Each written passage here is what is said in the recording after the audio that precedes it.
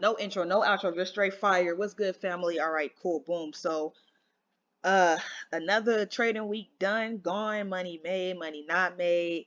But either way, we live to we live to trade another week. Excuse me. So I'm about to go through the recap, and then I'm about to, mark you up for next week and send you on about your way. Like I said, I'm gonna start marking up a DXY.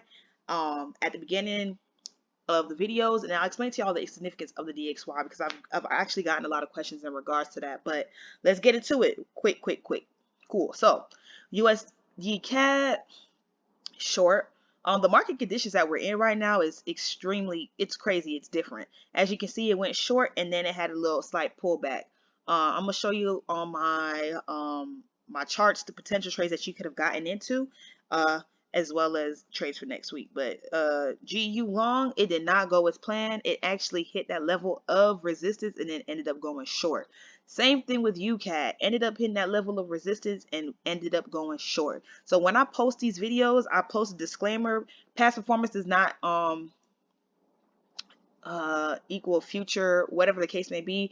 Neither here or there. Moral of the story is when I post these videos, it's a guidance used, it's not a signal. So it's up to your discretion to take these signals, right? It's just the basis. The market is 24/5. So if something don't look right, don't take the trade. Point blank, period. That's really what it comes down to. But anywho, back into it. So EUR USD, yes, I wanted it to go long. No, it did not go long. What it did was, for my retail traders, it broke out of this area of minor consolidation, right? So it went up, hit into the resistance, came and broke down. So this was a quick, not a quick scalp, but you could have potentially, if you got in at the resistance and you seen the rejection, you could have potentially, caught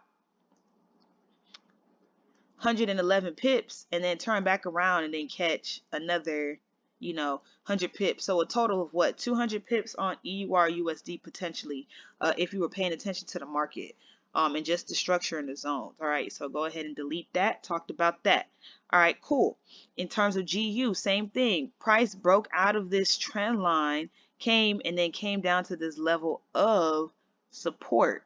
That was an easy 94 pips. And then what else did price do? Break, retest, drop down again to the next level of support.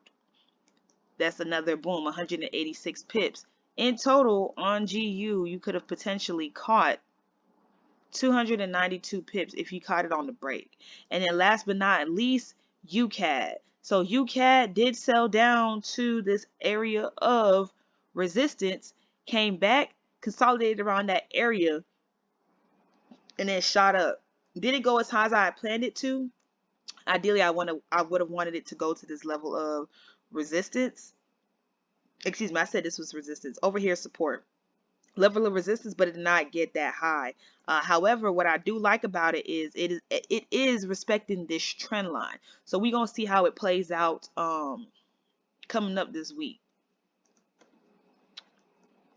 All right, boom. So smart money.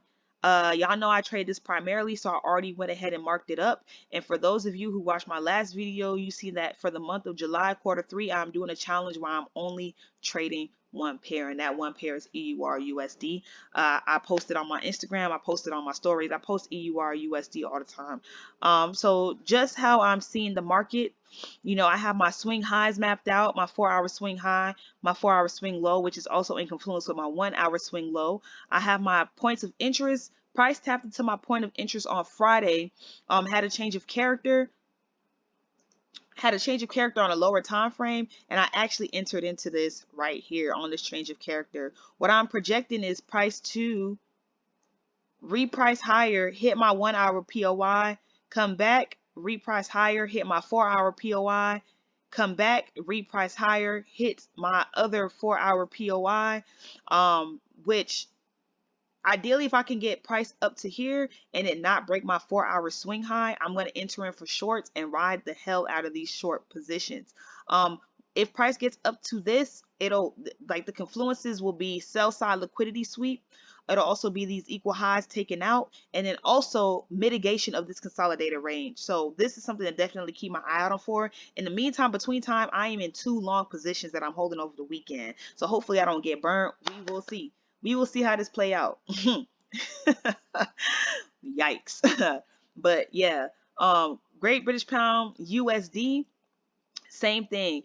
Price tapped into my 4-hour point of interest, had a change of character, and then bought up. Ideally, what I would like to see on the smart money side, tap into my 1-hour POI, reprice lower, tap into my 4-hour POI, reprice lower, tap into my, this is my daily POI, which it will be respecting the 1-hour swing high, which is also a mitigation. However, comma, right below my 1-hour swing high is equal highs, which just based off of my trading philosophy and my trading model, just my trading rules, I like liquidity sweep. So I will not be surprised if GU made a run, cleared these equal highs, tapped into some type of order block at around the 4-hour swing high, and then drop. This is also something to look out for. This is a beautiful trade, truth be told. And if I wasn't only trading one pair, I would have definitely gotten in on the bottom of this and rode this sucker up. But I'm sticking to my rules. One thing about smart money is it teaches you concepts and you pick your strategy. So this whole setup is based off of my strategy, but I'm also sticking to my rules. And then last but not least, UCAD. UCAD, I have overall bearish for this week. As you can see, last week what it did was price liquidated, formed equal highs, broke out of those equal highs, liquidated the equal lows, tapped into an order block, bought up.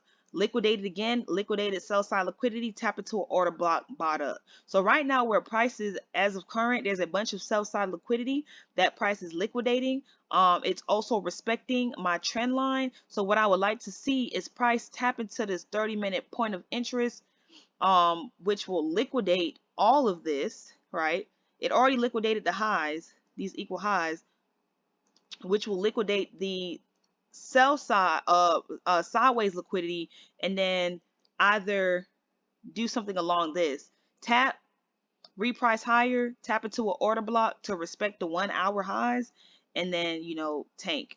But we have to see how price plays out. This is just a guidance, right? So boom, in regards to retail, let me go ahead and mark you up right quick because I realized that I left y'all out. Retail, EURUSD, yes, beautiful, beautiful trade, like super beautiful. This would have been the point to get into that trade, and truth be told, ride the trade up. This is textbook, right? Super textbook. Buy up to this level of resistance. If you can catch it in timer right and get some type of pattern, 97 pips. This is something to look out for. GU, same thing. This right here is a small zone on GU. What I like to see, a little slight pullback, come up, break out the zone, boom, retest it, go back up. This right here, if you can time it right, like I said, can give you a good 116 pips on GU potential. And then last but not least, let me go ahead and draw this trend line as well. Did I draw this trend line on here? Yes, I did. And then last but not least, UCAD. UCAD is already respecting the trend line, and it's at an area where I need some type of pattern, right? Either it's going to break, retest, and then sell off, or it's going to respect this trend line and then buy up. Just have to see how it plays out. And this is where your own homework and your own research comes in to see what are your entry modules, like what are your requirements to enter into a trade. I can't just say pull the trigger here and you pull the trigger here and you burn yourself, right? So this comes back to, okay, what are my entries to enter a trade? What do I need to look for? And now that I'm talking about it, I should do a video on how to enter a trade, retail entering a trade, because I've done a slight video on how to enter in a trade for the smart money. Cool. So last but not least, let's get into the DXY. So the dollar index. So let me tell you why the dollar index is important, and a lot of people might not get it. So the DXY is a dollar index. So if the DXY is bullish, anything that is USD XXX is gonna be bullish, and anything that is XXX USD is gonna do the opposite of the dollar index, is gonna be bearish. So what I mean by that is, put that on the screen. What I mean by that is, if the dollar index is bullish, what's supposed to happen is USD CAD, USD CHF, USD JPY is supposed to be bullish. And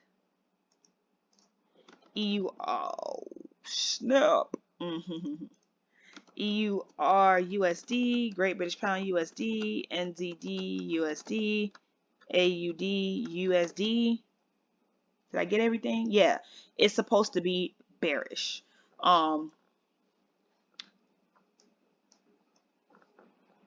Yes, so if the dollar is bullish, anything USD XXX is bullish as well, and anything XXX USD is bearish. So it's like a correlation, right, between the dollar index and everything else. So the reason why I said it is because as of now, my bias for EUR USD is bullish. My bias for Great British Pound USD is bullish, and my bias for USD CAD is kind of in the middle, is bearish based off of retail, but smart money, it's bearish, right? So to mark up the dollar index, it's just extra confluence as to, you know, what my bias is going to be. So go ahead, use my handy dandy indicator, go to the daily. And I posted a video on the significance of this indicator and why it's important to me. So I get my swing points, 4-hour swing high. And this is a top down, and the same way I do these top downs is the same way you can do these top downs for your pairs. Right? And then I get my daily points of interest. The DXY is at a very interesting point because we had 2 days of rejection off of that level, which to me is an indicator of, okay, this price is reacting off of this level. Maybe price wants to reprice lower. Go ahead, do my daily. Go to my 4-hour. My 4-hour, I'm marking this, this, this, this. And some people are like, oh, you're cheating. This is a cheat code. Listen, whatever works, right? However you get your bag. That's how I see it. However you get your bag is how you get your bag. It don't matter if it's a cheat code or not. If it work, it work. You feel me? All right. This is that. It's my backstop. So delete that. And then last but not least, go down to the 1-hour. And pretty much this is like if I want to take scalps. All right. I got that. Hide that. All right, cool. So now I have my swing structures. I can delete this. You know, equal highs were cleared. There's some equal lows sitting down here. So I got my cool.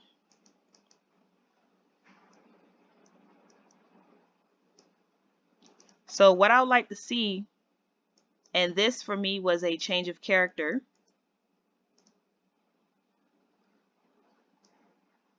It's a point of interest. What I would like to see, price come down,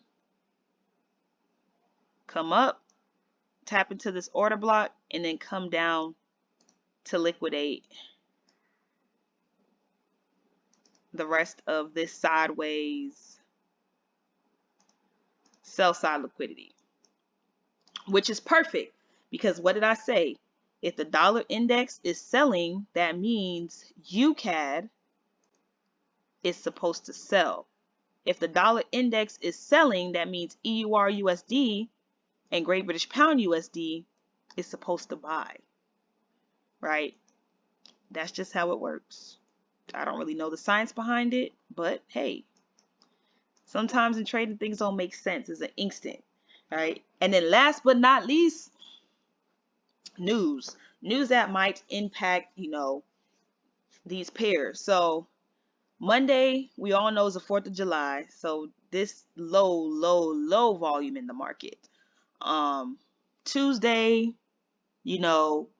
government barely speaks. Euro economic forecast. This is going to be a big one, especially for me because I trade just EUR USD now.